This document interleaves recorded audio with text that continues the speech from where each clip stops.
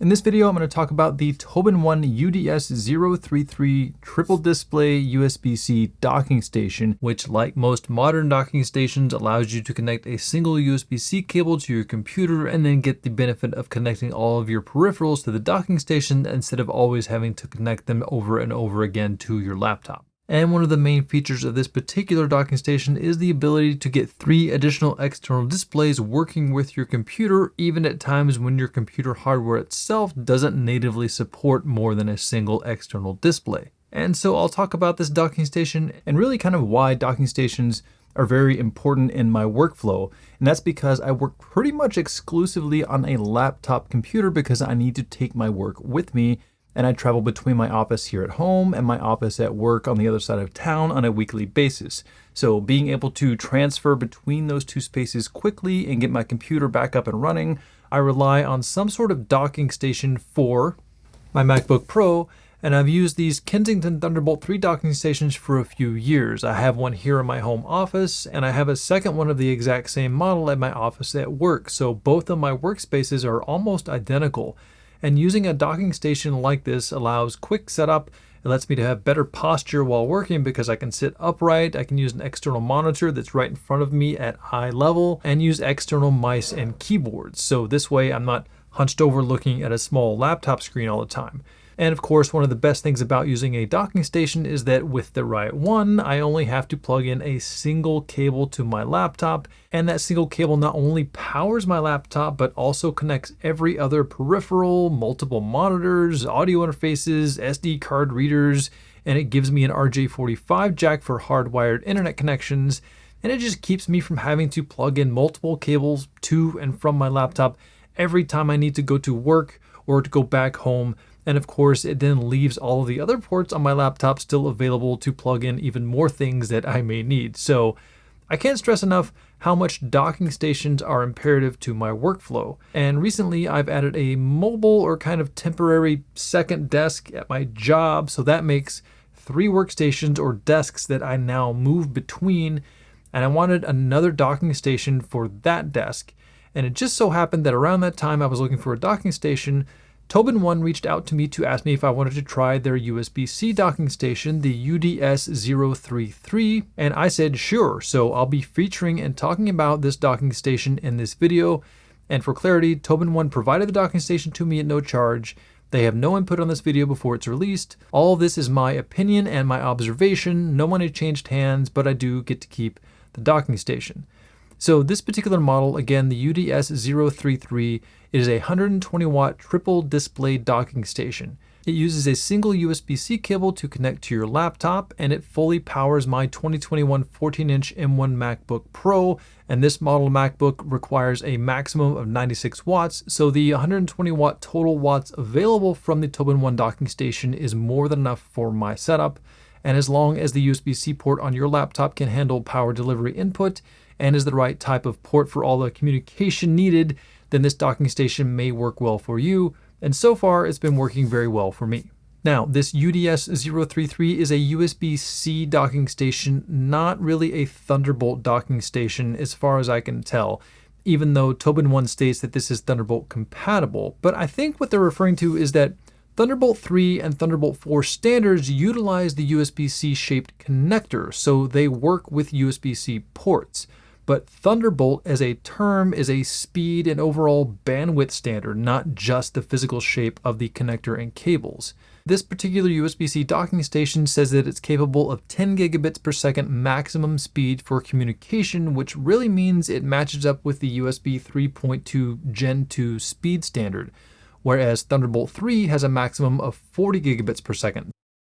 So yes, this docking station and Thunderbolt 3 and Thunderbolt 4 both use the USB-C shaped connector, but the overall throughput of this particular dock is again only 10 gigabits per second. So just be aware of those differences. And obviously you can plug this dock into a Thunderbolt 3 or 4 port like I'm doing with my M1 MacBook Pro, but again, you're only going to get that maximum of 10 gigabits per second speed through this dock. But that has not been a problem in my use of this docking station, and I've had most of the ports on the front maxed out with multiple SSD drives transferring data back and forth while having multiple displays connected, and it's been just fine for my needs.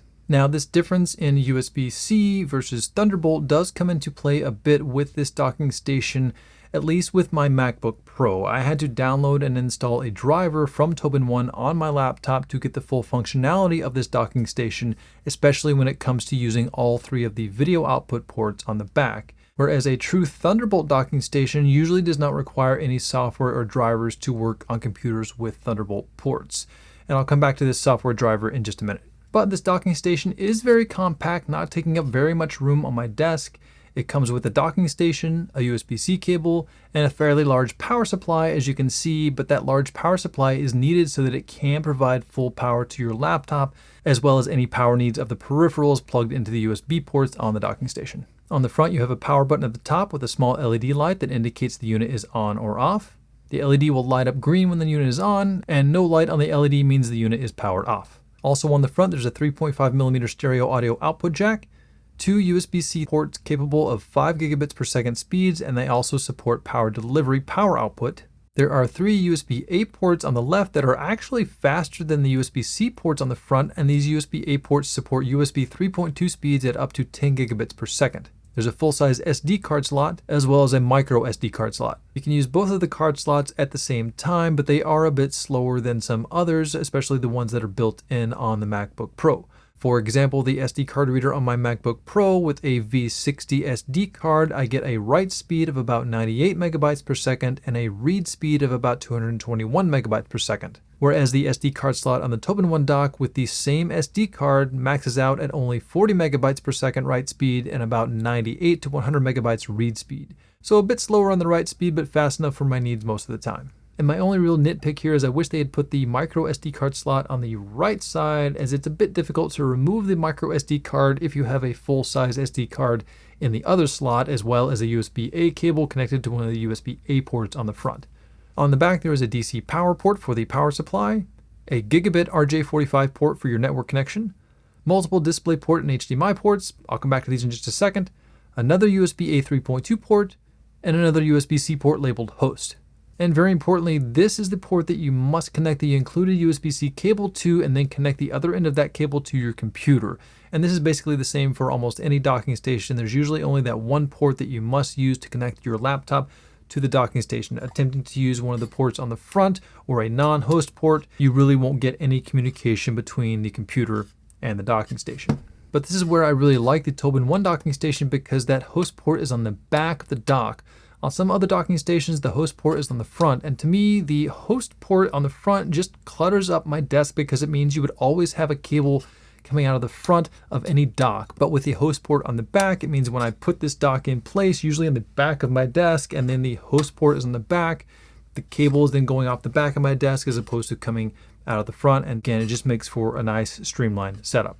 And remember, I said that most docking stations can power your laptop with a single cable. So despite modern Apple MacBooks going back to the MagSafe connector, these laptops can still be charged over any other USB-C/Thunderbolt ports. So if you lose the MagSafe connector, again, you can still power it from these ports, which means the USB-C cable that comes with the dock goes into one of the Thunderbolt ports on the laptop, and it gets full power and all communication, again, with that single cable. All right, so let's talk about these multiple DisplayPort and HDMI ports on the back. As I said, at least with Apple laptops, you will need to download and install the DisplayLink Manager software if you want to use more than a single display with this dock. However, with my Dell XPS 13 Windows laptop, I did not need to install the DisplayLink Manager software. The first time I connected the dock to my Dell, all 3 video outputs just started working, and each display showed up in Windows as an individual display or desktop, so they weren't just 3 copies of the same desktop. However, I was unable to get each desktop to have its own background picture different from the rest, and I'm not sure if that's a Windows issue, but at least they functioned as individual desktops in terms of moving applications between them separately. And I was able to get 4K at up to 30 Hz or 30 frames per second on each of the external displays on my Dell XPS 13, while also fully powering this laptop as well. So that's good news for most Windows users. If you're only ever going to connect one external display, then you don't seem to need the DisplayLink software driver. You can just plug into video output 3 on the back, and the dock seems to work fine just like that. But you can see here that if I connect other monitors to video outputs 1 and 2 without the DisplayLink software running on my Mac, nothing happens. I get no video output to those monitors. So keep that in mind. The software must be actively running to get the additional video outputs to work. Again, at least on my MacBook Pro. But as soon as I go to the Mac Finder, then go to my Applications folder, find and double click the DisplayLink software, it opens, my video outputs start working, and the software stays loaded and puts an icon up here in the Mac menu bar so you can see that it's running and providing that additional required data link for those other video outputs. And if your external monitors support 4K, then the dock can output 4K resolution out of each of the video outputs on the back at the same time. Refresh rates or frame rates at 4K vary depending on the device you're connected to, and I could choose up to 60 Hz on some external monitors, and you can see that is what my little Lilliput monitor is receiving from the video output on the dock. And I also hooked up an Atomos Ninja to one of the video outputs, and even though I could select 4K at 120 Hz in the operating system, the frame rate on the Ninja only said UHD 60, which is 60 Hz or 60 frames per second, and that's what was ultimately recorded on the Ninja, only 60 frames per second. But I generally don't have a need for 120 Hz or higher frame rates anyway, and this may be a limitation of the Ninja, so it's just something to note. And the benefit of having this additional DisplayLink software is that you can get around some of the limitations of your laptop. For example, this 2020 13-inch M1 MacBook Pro only supports a single external display because the hardware inside the laptop is limited to just that. So if I tried to connect multiple displays directly to this Mac with only its 2 USB-C Thunderbolt ports, I'll only get one external video display to work. But with the DisplayLink software and this TobenOne dock, once I boot up the software, now my previously limited 13-inch M1 MacBook Pro can have multiple external displays.